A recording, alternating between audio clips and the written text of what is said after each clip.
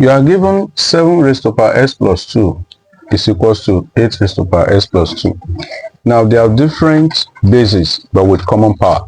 Now, how can we find the value of s in this expression?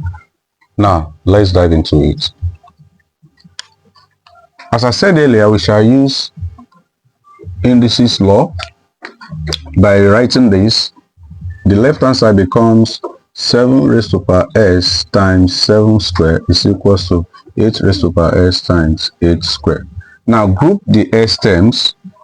You shall have 7 raised to power s over 8 raised to power s is equals to 8 square over 7 square.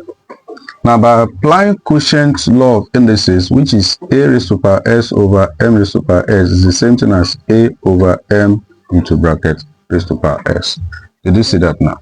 Now we can say, okay, if that should be the case, we shall use this now to solve this. So we can now have 7 over 8 raised to power s is equals to 8 over 7 square.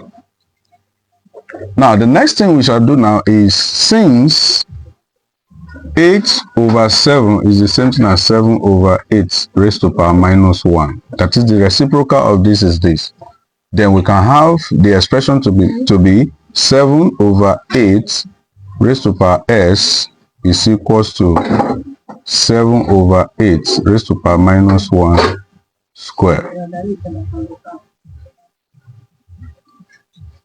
So by using a raised to power n into bracket n, which is amn, so we shall have 7 over 8 raised to power s is equals to 7 over 8 raised to power minus 2.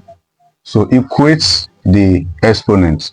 So s is equals to minus 2. So our final answer now is s is equals to minus 2. Did you see that now? Now, I want you to use this same method now to solve 5 over 11 into bracket x plus 3 is equals to 11 over 5 into bracket x plus 3. Now drop your answer in the comment section and you shall receive a love icon. Don't forget to subscribe for more. Bye bye.